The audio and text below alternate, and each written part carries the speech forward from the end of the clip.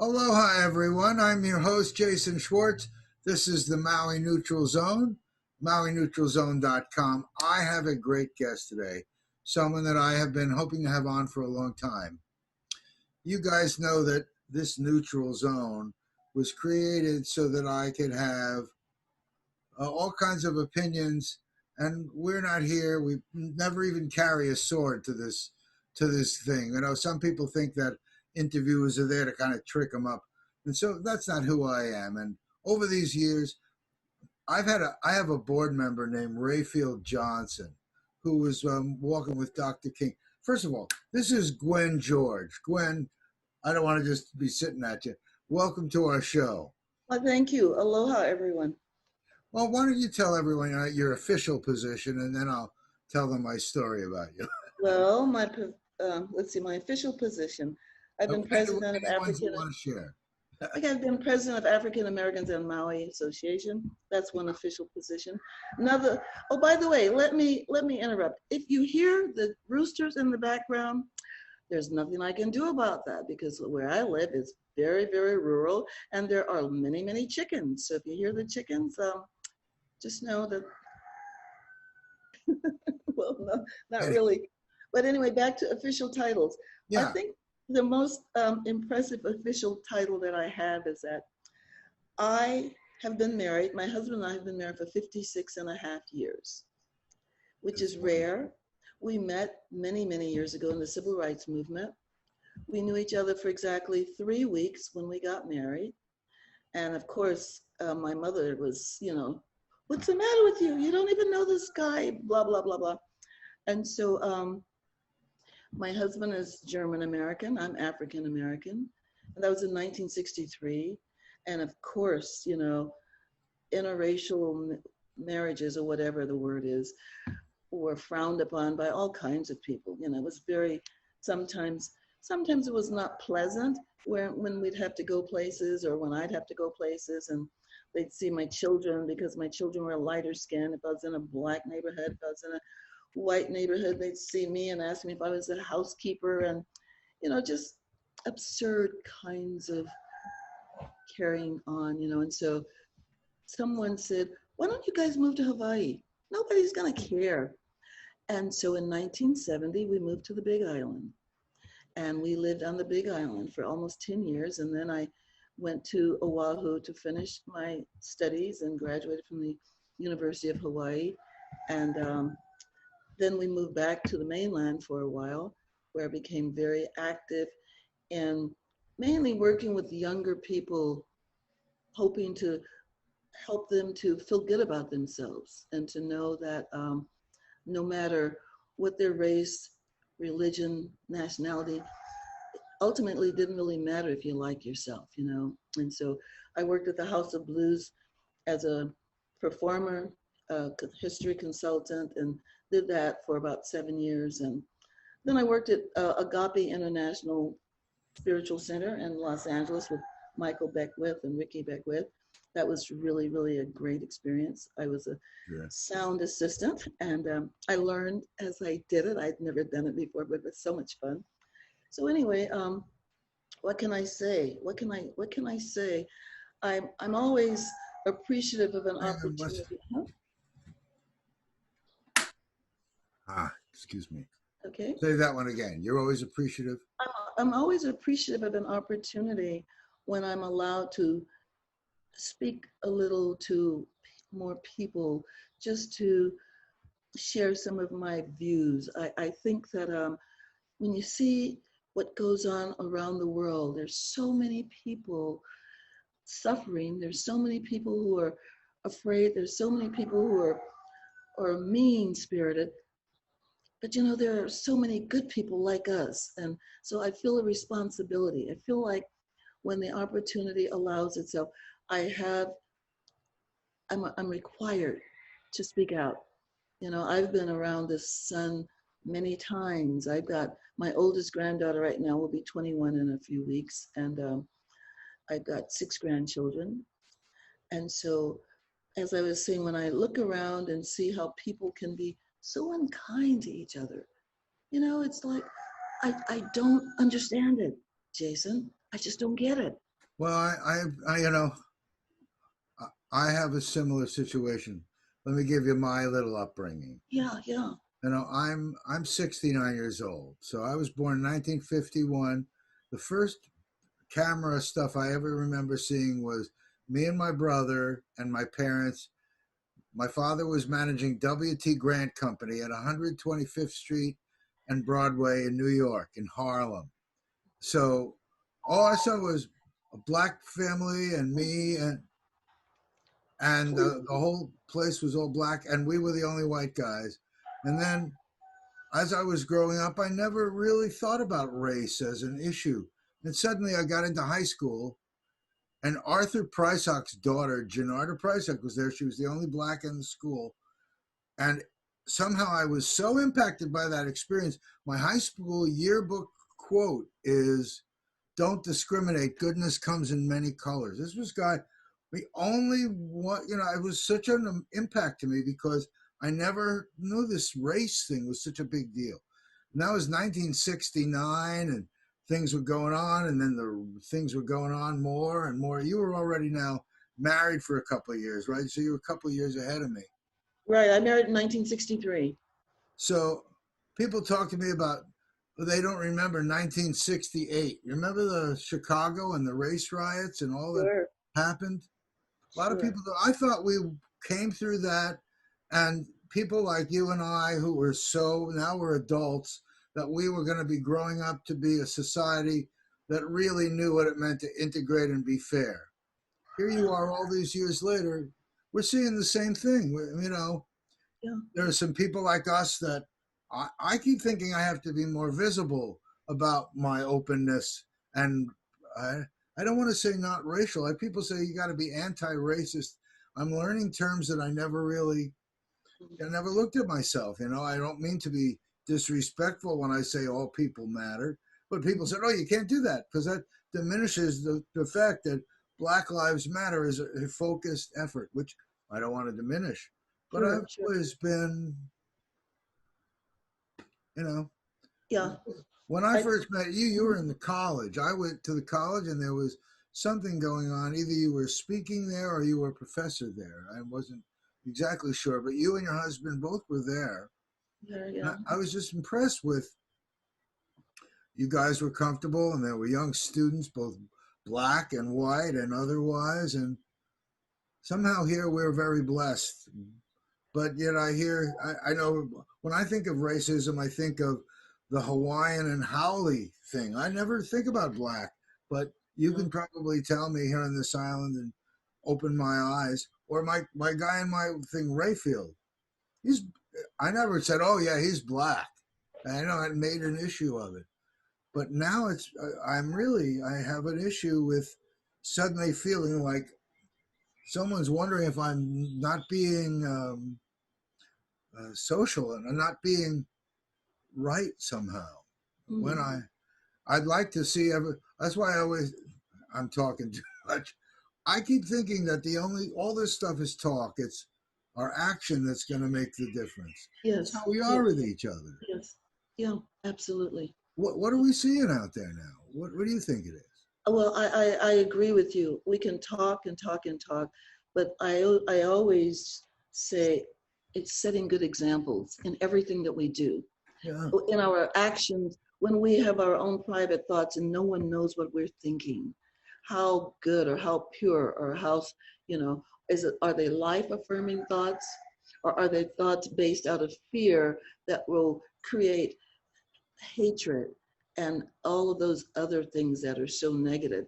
So setting good examples, and it's not always easy. I'm not perfect, and you can ask my children that, they'll let you know I've got 5 adult children. And so, but I do know that it's extremely important. And we talk about Black Lives Matter, and I certainly agree. I was in the civil rights movement. I've experienced racism all of my life. How could I not? And what I believe, my own personal belief, is that I get to be Black, African Americans, Negro, whatever tag you want to put on it. I get to do that this lifetime so that I get to feel more and understand more and have more appreciation for what some people have had to go through. But Black lives matter, all lives matter. We all matter. You know, it's just in our particular circumstance in the United States, um, Black, being African American, has been so institutionalized in so many places. And it's a really big deal. You know, I've got friends. I grew up in Los Angeles, right in Santa Monica and Venice and Culver City and Beverly Hills and all those places. And I remember when I was in high school, we couldn't go to Culver City after 9 o'clock because there was an active Ku Klux Klan group there. We couldn't go to Inglewood, not Inglewood, Westchester. My sister and her husband were professionals. There was a cross burned on their lawn. And Wow. so, you know, so, I mean, all of that stuff has been very pervasive for years.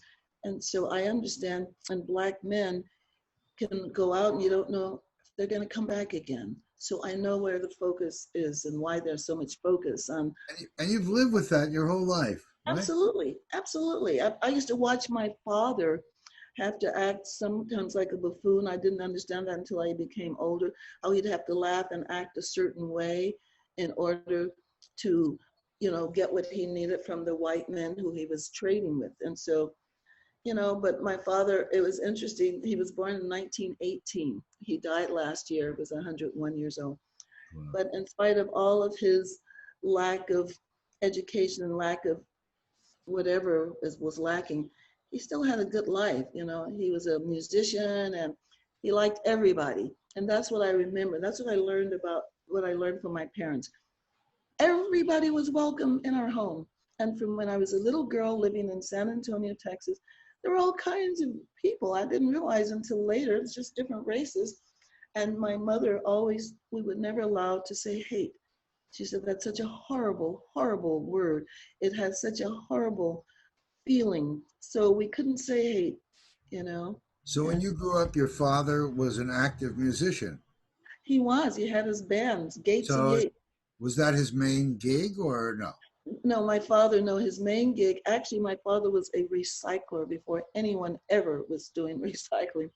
I remember we'd be places and he'd see, oh, that's a piece of brass. Oh, and he'd take all this and he had these barrels where he would take this stuff and he'd sell it. That was years ago. But then what he did, he opened a tire business where I'm not sure exactly what he did, but I know he did something with tires and recycled tires. Later, he was selling some of the tires to different countries where they were using the rubber to melt down, and I'm not sure.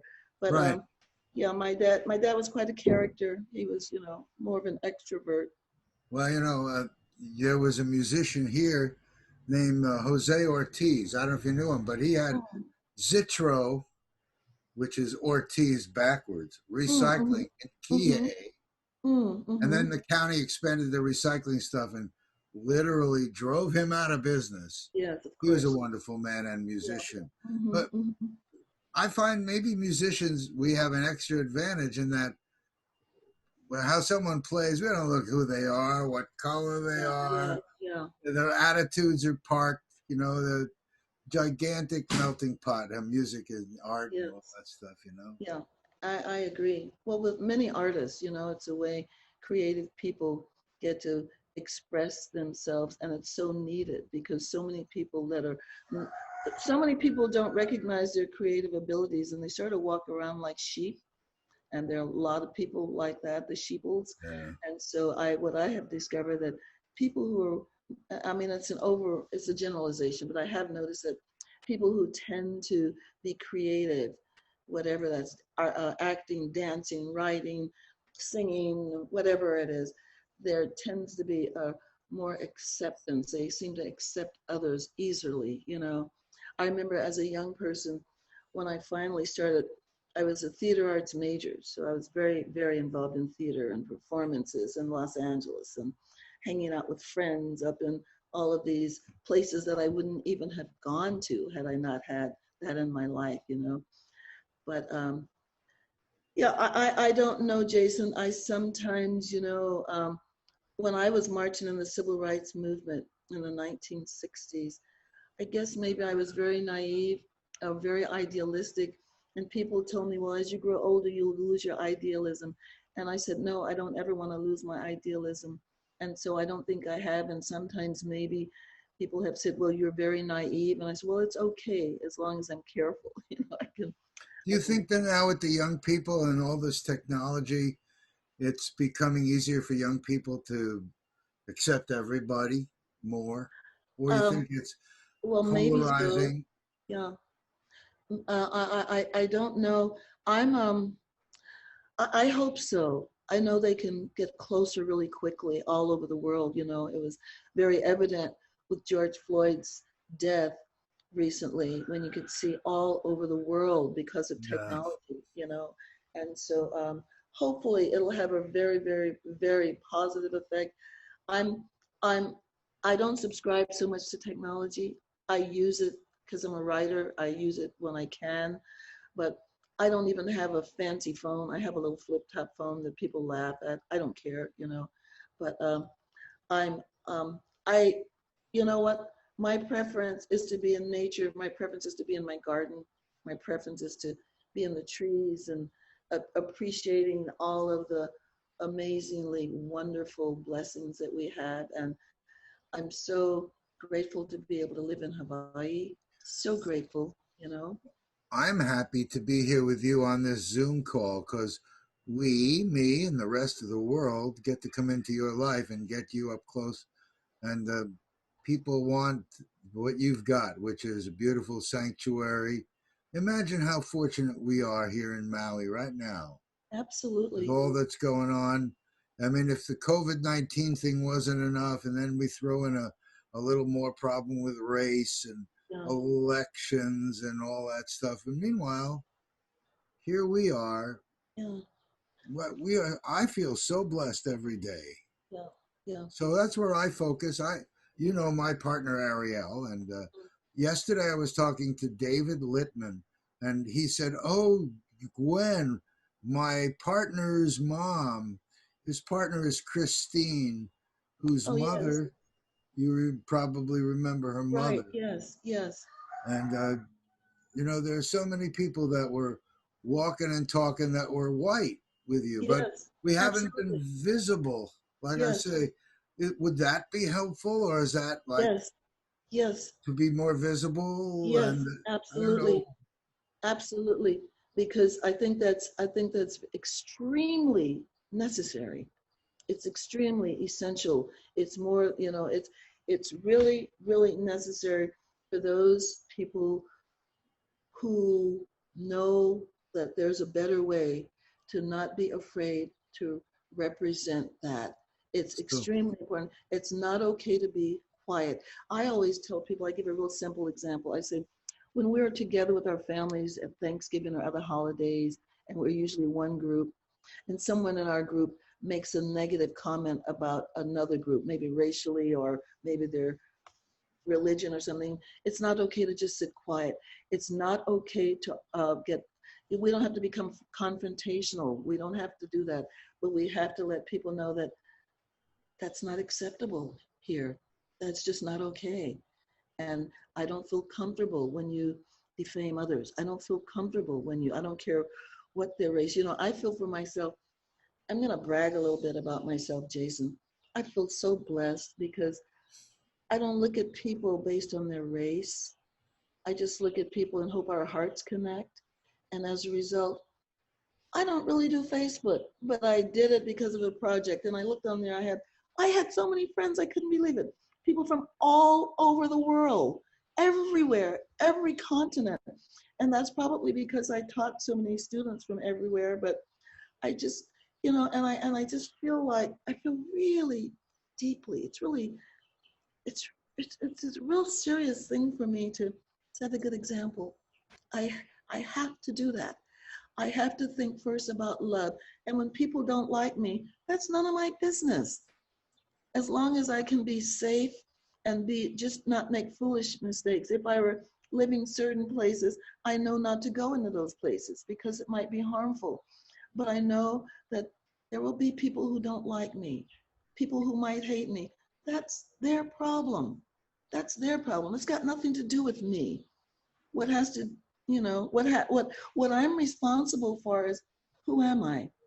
What kind of Well, person am I, uh, you know? there it is right there. It's like, Yeah, it's not your problem, it's theirs. But the way yes, I look at it is, and there's where my job is to be such a good example of a beautiful, giving, loving person who I feel I want to express that they melt, that yes, anything that they've got going on dissolves. yes, yeah. You Because know? most of it's always based on fear, you know? Yep, It's based on absolutely. fear. We don't even know each other, but form these opinions that have nothing to do with anything except the way we think. Another thing I've told my children is that one of our biggest obstacles is the way we think. It's just the way we think. If we could relax, let go of the fear, and when we get so angry and upset, just relax for a moment. Go outside, be in the trees. Here in Hawaii, I could say, go look at a rainbow, you know, appreciate how blessed we are to be able to live here. But there's work to be done. There will be continuous work. There's a lot of work to be done, but fortunately, there are a lot of good people who are helping to uplift some of the negative thoughts and actions. Do you find that I'm sure there's a lot of anger? Do you have leaders in the community that you spot that are putting out the love in a way that, I mean, I watch Ayin, very strong, Ayin Adams, when she delivers, and does her Martin Luther King speech, or just in general what she's doing, strong personality. You get to see when you see a gentle and loving person, or someone like yourself who's very strong and capable out there, and also shows, I want to say, the soft underbelly. We're all the Mhm. same. We're all loving. Yes, We have yes, such a beautiful local community here. yes, Adisa yes, Omar, I mean, you can probably rattle off names to me also. right, People that, right, we're all part of a community here. yes, Wish the mainland would look here and see that exists beautifully here. I yes, yes, yeah, yeah. I mean, is there a separate? Do you see a separateness or an integration here in some way? What's your opinion of what you see here in Maui and where it needs? Well, I just say people are people are people are people are people wherever you go in the world. You find some people who have one perspective and you have others who have others. And I always say it has to do with levels of consciousness. How conscious am I about any, and that could be with people in my family, with friends, with everyone. It's our level of consciousness. How aware am I? How aware? And if I'm aware of things that limit my progress, like fear and all of that, then I have to try to work on that. But I don't know how many people are aware because so many people behave and allow their subconsciousness to control them, but it's being aware, it's being conscious, and that's physically, mentally, spiritually. It's being conscious. Do I care enough about my body to take care of my body temple? Do I want to put things in my body that are life affirming? Do I want to do that? What are my thoughts like? Are my thoughts like, are my thoughts those that are illuminating? Are my thoughts those that'll help to make the world a better place, And spiritually, what is my spiritual focus? My spiritual focus is my own private focus, has nothing to do with anyone else's opinions. It's myself with my connection to what I call the source. And however the source and I are connected, that's my own private, personal way that I exist in the universe. And so I think if we can just set good examples, stop trying to change each other. Each of us has our own path. Set good examples. Be a good example in whatever we do, whatever we say, whatever, however. You That's sound that's like me. yeah, great, Well, and, wonderful. and I have another one that it's not really at all controversial. There are so many people that want to help all kinds of different things, but it doesn't help them. Like if I said, we want to help the nonprofit for African Americans, or I want to help the Sierra Club, or I wonder whether some of the separation happens because our finances are separated. There's something called, and I'm going to share with you, you'll see, Yeah, a participation marketplace, meaning Jeff Bezos, who owns Amazon, Mm-hmm. as he sells things all over the world, he makes money. Mm-hmm. What if some of that money was shared with his members, the people that are buyers? Yeah. Participation marketplace. And Mm-hmm. one where now, if black and white and this group and that group, by the nature of the way this membership thing is structured, everyone will be flourishing. 45 million people unemployed can Yes. suddenly, through doing what they are already doing, elevate and do things in a, they call it a disruptive situation. Mm-hmm. Jane, do you think, I keep thinking that if people start earning together, like this stimulus, I know people right now that are like, yeah, we like this COVID thing. We're getting $860 a week. We never made that ever in our life. We're 75 years old, and the unemployment thing, we qualify. And what I'm sharing is, if money flows better and integrated, I think a lot of the prejudice might go away if there was not this fear of loss. I know, Sure. why is that white guy not liking that other person? Doesn't want to pay him more, take advantage. Yeah. Is it money now? I think it is. I Well, think that's that. all. That's part of it. That's part of it. It's not just money. It's greed. It's like it's okay to have money, but when do you get enough so that you're willing to share? You know, I like there was a philosophy in Fiji that I learned years ago, and no one really owned anything. You have on that beautiful blue shirt. I said, "Oh, Jason, I really love that shirt."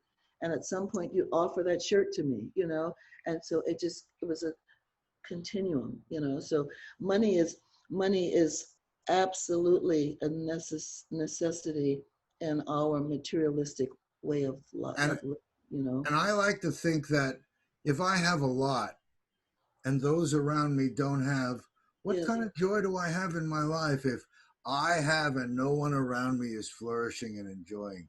But That that, to me Jason, is, that's because you are more enlightened. Because, like I said before, it's about levels of consciousness. People can only be who they are, and all we can do is set examples. There, so that's where I figure that if we that, create financial yeah, abundance for everyone together, when you have extra, I'm watching people now buying friends lunch, and it's yeah, really a yes, giant, yes. when they suddenly have a cash flow. It's very dangerous putting a lot of money in the hands of old people. They spend it. Yeah, They'll stimulate the economy. yeah, right. We'll stimulate it. We'll show you how to stimulate it. I personally, I don't mean to be rude about it, but I like it without 17,000 rental cars on the road. Oh, I And love it. I like the idea of tourists, but I like the fact that I don't see many of them. I And love it. I love it. I love it. It reminds me so much of when we first came to Hawaii in 1970. And you know, I love tourists. I respect because they're people like anyone. But it gets to a point where if we are so dependent upon tourism for our right, sustainability, then we are really limiting what the possibilities are. If we could become more self-sufficient, self-reliant, and I'm not sure how to monitor the tourist industry, but I know it was out of hand. What did we get last year?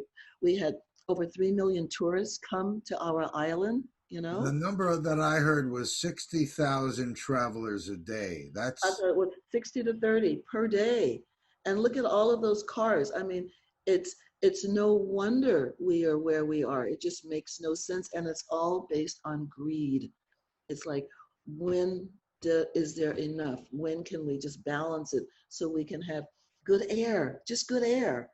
You know, I mean, and look, animals all over the world, animals have come out again.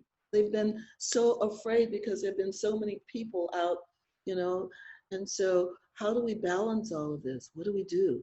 I don't have the answers. I just know for my own personal self what I'm responsible for. You know, I years ago I was an activist. I was out marching and demonstrating, probably more than most people have. You know, I was involved with the Vietnam War. I was involved with anti-racial civil rights, and I remember the night that Martin Luther King got uh, assassinated. I was the only woman out with all of these men in Los Angeles, going door to door and all over, trying to help young people remain peaceful and calm and quiet. All night long, I did that, you know. And so I forgot the point I was making, but I just know that we have a responsibility, and it's continual. And if it can be through what you were saying about sharing money and helping to raise the economy, yes, absolutely, absolutely. Whatever we can do to make it more balanced, Yeah, whatever. I'm gonna show you that, and I'll be showing these guys because I think it's a we've had a lot of ideas, but somehow, just like you say, the animals are coming out. Mhm. Suddenly, when things are getting difficult, some of the ideas I've been carrying and others are carrying are suddenly seeing the light of day. Yes, yes, And it's like we've been talking about it now. The necessity is there, and they are just coming forward. So this hopefully is the dawn of, they that song was pretty right. The dawn of the age of Aquarius. this This is the is a time dawning for of the all. age of You know, Aquarius. there's a Yes, choice that we are making. We're saving our own lives. All that yes. stuff. That's a choice we're making. I We're mean, how saving our beautiful can we be? yes, We can be beautiful if we choose to be. and we When I are. speak to you, I We don't are. think of you as like a black woman. Like I don't know what to say. Exactly. It's but it's It's heart but to if heart. we don't, I don't want people saying, "Oh, you didn't say she was African American and she wanted," you know. I'm not trying to in any way diminish it, but I You know, just really, I tell people relax, relax, just relax. What does it matter if you don't say I'm African American or European American or Japanese American? What's it matter? Just relax. I'm always reminding people because I notice it a lot. People will refer to, you know, that Haole guy, you know, that Japanese guy, you know, the black guy. Why is that necessary? Little things like that matter. If we could just say, hey, you know that guy over there, you know, the one with the white beard and the blue shirt, you know, and doesn't matter to identify one's race because what it does, it causes separation. It's not necessary. If we have to do it from time to, that's okay. But every time we identify a person, we have to call out their race. It separates us, you know, it separates us. And we are all different, and it's lovely and it's wonderful. And if we can learn to appreciate ourselves, to appreciate our own innate beauty, and appreciate how kind we are, appreciate how generous we are, how compassionate we are, how loving, how non-judgmental. If we can learn to appreciate those things, then we don't have so much time to be bothering and talking and gossiping about others. You know, there's a lot of work. Just get myself where I can feel good as a person, where I know that my thoughts are good, where I know that I'm generous and kind. That's what we need to work on. We first start with ourselves. Start with me. I start with me. And once I start with me, and when things pop into my head that I think, oh, I shouldn't think that, or why am I thinking that? Be aware of ourselves. Then we can go out and be more kind and loving to others. But we start with ourselves. It's that same old adage, like if you're on the airplane and you're saving people, give yourself the oxygen first. Then you'll be able to save others. But before we go out doing anything, examine yourself. And how do we examine ourselves? Get quiet. Get quiet each day. Find some time to be quiet.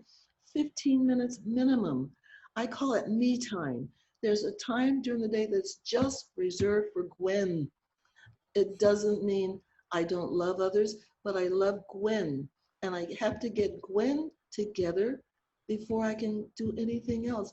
I have to be with Gwyn. And if I'm quiet, I don't have to ask, I don't have to do anything. And it's a form of meditation.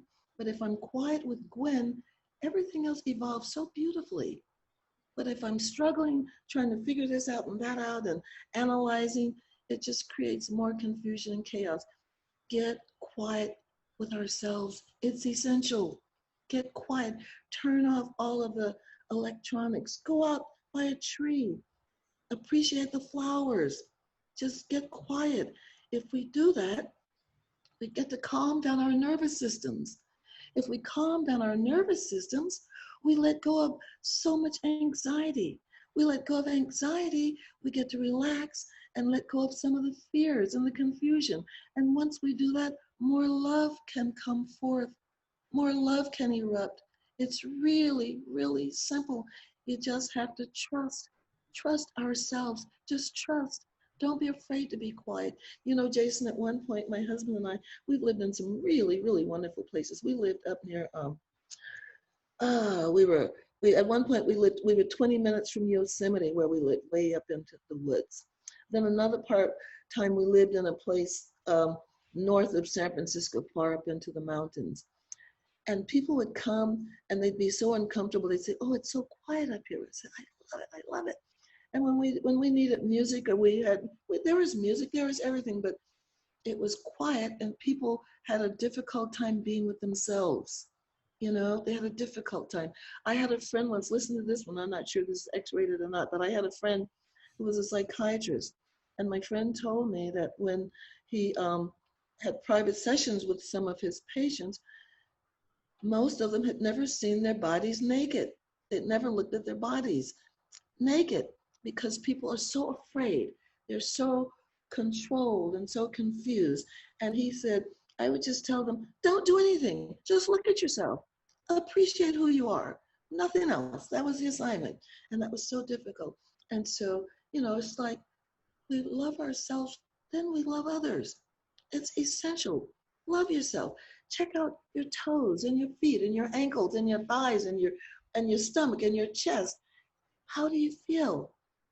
Let your body feel good. You'll be happy and you can spread it to others.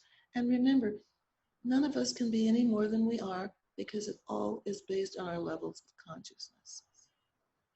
Well, you're just such a beautiful woman and such a wonderful example of integration of everything. You know, thank you for being a great example to me and everybody. Thank you very much. Well, thank you. Anything you want to tell them before we go? Because we've been speaking a whole lot. Do I have time to read a poem? I'm a writer. Do I have time for a poem or not? Absolutely. I'm not sure which one I'll read, but let's see. I'll read something that's pretty. I like this one. It's called An Homage to Trees because I really like trees, okay? Walking alone on tree-lined paths, leading to more tree-lined paths, a continuous repetition of the same, where absolute stillness reminds me, each of my steps an invasion into the silence that only nature can hear. In my solitude, as I respectfully honor the feathered ones, sharing their continuous melodic mantras while engulfing the surroundings as pure sound pleasure, vibrating my aural receptors. In my aloneness, my awareness becomes magnified, carefully placing my footsteps, gliding along well-traveled paths, where the presence of peace and tranquility abide, reminding me of my responsibilities, reminding me of my embedded footprint. I become more aware of unconscious disturbances. In the quietness, I absorb the radiance as I allow it to penetrate my being.